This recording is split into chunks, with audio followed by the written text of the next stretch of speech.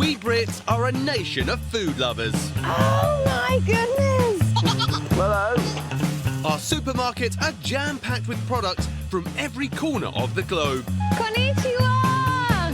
But how much do we really know about the journey our food makes to our plates? Wow! I've never seen anything like it in all my life.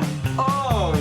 The Food Unwrapped team travel all over the world and beyond This is like stepping into the future. to reveal the trade secrets behind the food we eat. Coming up, I go stateside to get my nut round the high price of almond butter. How much is this huge pile worth? $1.5 million. I head to Spain and Portugal to seek out the differences between sherry and port. That's already tasting better. And I make real men cry trying to find an onion that won't bring us to tears. Anyone crying? Are you? Look at that, you big girl.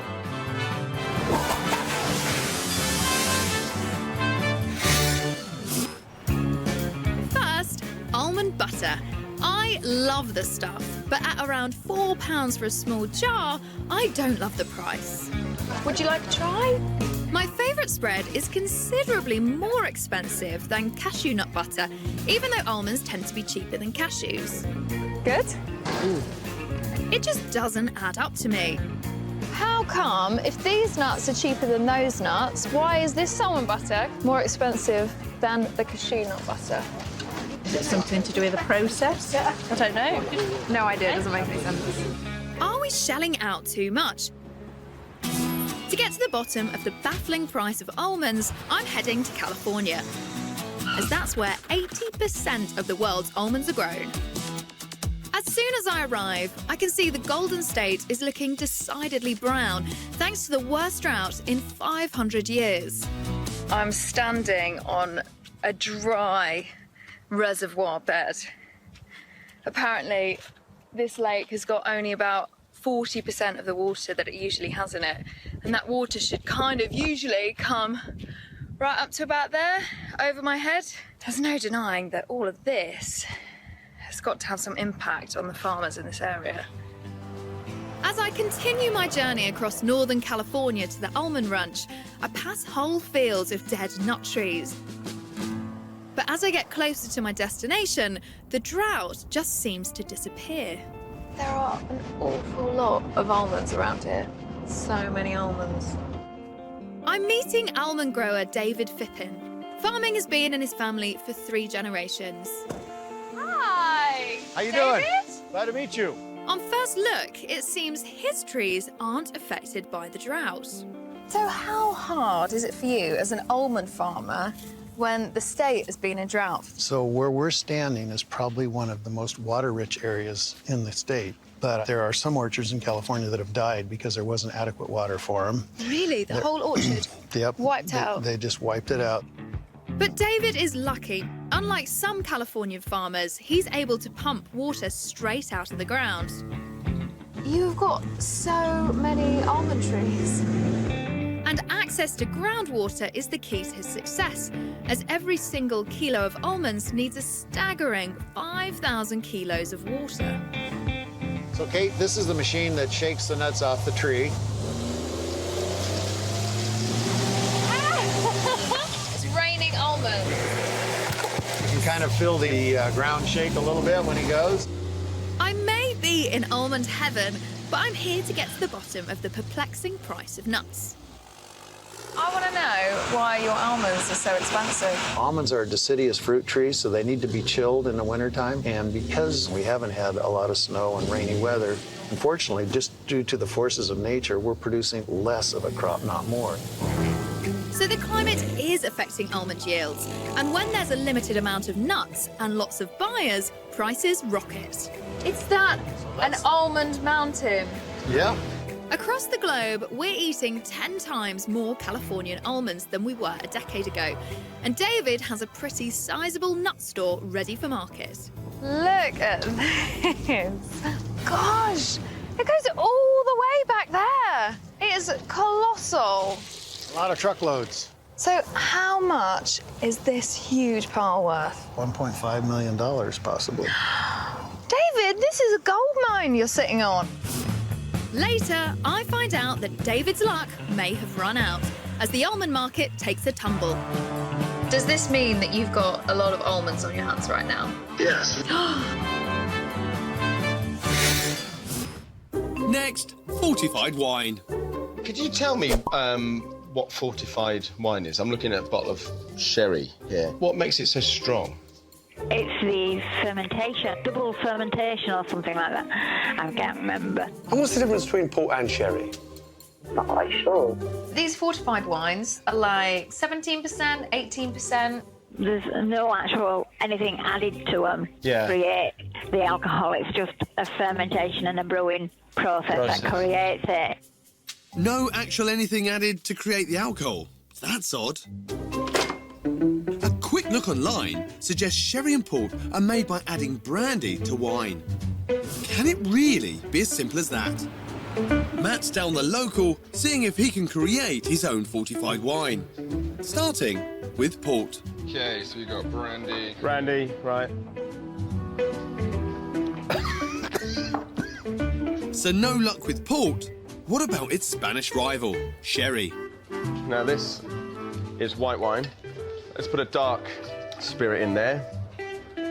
Excuse me, gents. This is my version of sherry. Does that take you to Spain? No, not Do you feel quite. transported? That's disgusting.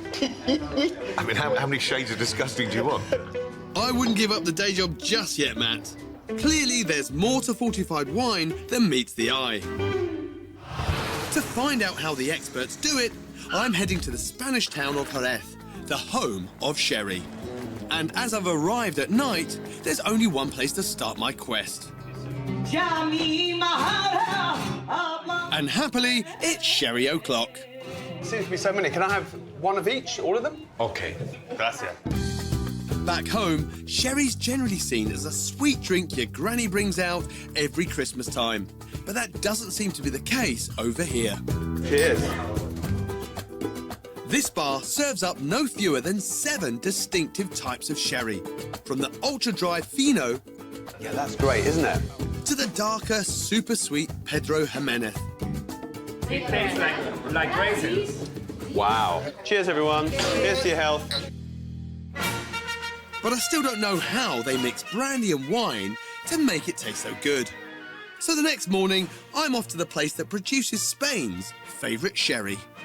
My grandmother told me a glass a day keep the doctor away. Oh, that's true. 2 glasses keep the doctor the same distance, but you're happier. Wise words from my driver, but I'm here to meet the master of wine, Antonio Flores. Ah, Jimmy. Nice to see you, Antonio. ¿Qué tal? The wine he first shows me has not yet become sherry. So this is the young wine before it's been fortified. Exactamente, tiene 12 grados de fermentación natural. Only 12%. So how do they make it stronger? I've looked on the internet, and to make sherry, it says that you add brandy. So you just put brandy in? No brandy. Mitad alcohol vínico y mitad cherry baby. So, step 1 of fortification. Antonio adds very pure, high-proof grape spirit, brandy to you and I, to an equal amount of young sherry. Porque no queremos que el alcohol puro someta a la levadura a estrés. So you can't pour the alcohol straight in because the pure alcohol will stress the natural yeast in here, so you have to water it down. The young sherry tempers the effect of the highly alcoholic brandy. Ready for step 2, where this 50-50 blend is added to the wine in very precise amounts. So how much of this do you put in here to fortify it? Right. It's a very, very small. Okay. So this is fortified. Exacto. That's already tasting better. Later, I'm in Portugal, uncovering the unique process that makes port distinct from sherry. Yeah, that cleans the palate.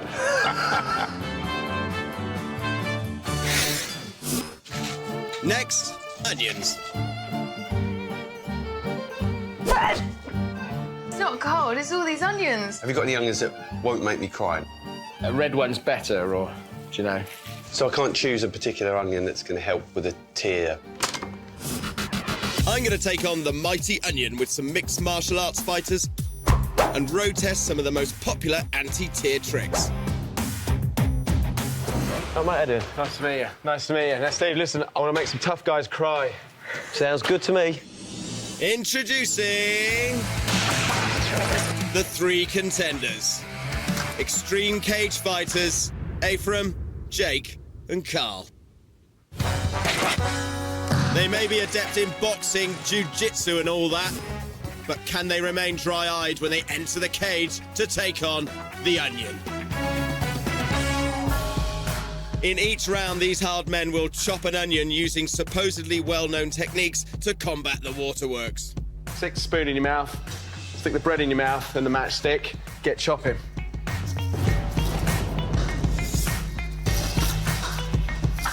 Anyone crying? Are you? Let's have a look. Look at that, you big girl. Total knockout by the onion. Round 2, it's the old wives' tales. Suck a lemon, submerge the onion, and light a candle. OK, how was that, Jake? Terrible. Yeah? It was very uncomfortable. None of them have worked. Time to deploy the big guns. Presumably, you're all right, apart from steaming up. Great. What about you? That was great, easy. Really? No problem at all. OK, so the glasses thing work. Jake? Fantastic idea. So apart from when they're either in the machine or you've got goggles on, onions make you cry. Fact? Fact. Coming up, I find out exactly why onions turn on the tears. Okay. And could this farmer have the ultimate solution? So these won't make me cry? No, guaranteed. Guaranteed?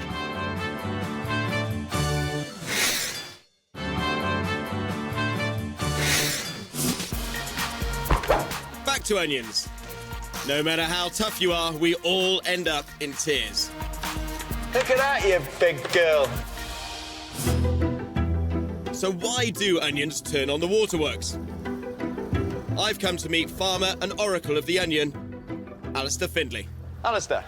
Hi. Matt, nice to meet you. Nice to meet you. Nice to meet you. Yeah. Now, these are your onions. Look at this. Yes, that's right. That's pretty impressive. Alistair grows over 4,000 tonnes a year, storing them in these temperature-controlled hangars so we can have British onions all year round.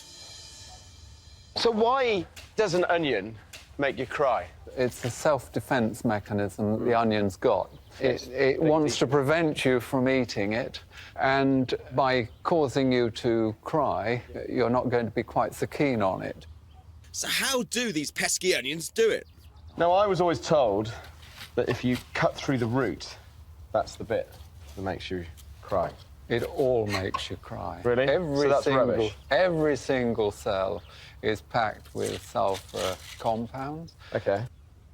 Cutting the onion breaks the cells, a chemical reaction is triggered, and sulfur dioxide is created. As you break cells, micro droplets are coming up, and because they're acidic, the eye responds by creating tears to try and wash the irritant away. Which is why the goggles worked in my earlier experiments. Micro droplets are coming up just like this. Okay. Do you see the effect? Yeah, I can. Well, I can't because I can't see. Alistair has devoted 2 decades of his life to the quest for a tear-free onion. If one irritated me, I threw it out. And after 20 years and 10 generations, I've got rid of it. So 20 years' work, and you think you've created this onion that doesn't make you cry? Correct. So, through clever crossbreeding, Alistair has created an onion without this troublesome enzyme. So these won't make me cry? No, guaranteed. Guaranteed, really? Big claim. That's what they look like. Right. It's not having the same effect. I'd hope not. 20 years' work, I don't want to come along and tell you, actually, do you know what? It's the same thing. It may be tear-free, but does that mean it's also flavour-free? It's still got that onion kick. It wants to have an onion flavour. Yeah. And it's not going to give you the problem with onion breath either, And because why is that? it's the same enzyme that causes both problems. Beautiful. like a meadow. Like an onion meadow.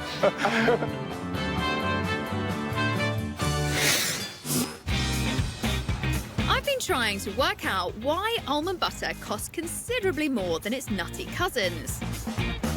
I met a Californian farmer to learn why the price of almonds was at an all-time high. So how much is this huge pile worth? $1.5 million, possibly. David, this is a gold mine you're sitting on. But a few months later, I'm back at FUHQ and there's some breaking news. The almond market has crashed. With prices down by around 40%, I'm calling Farmer David. Now, when I came to see you, the price of almonds was really high.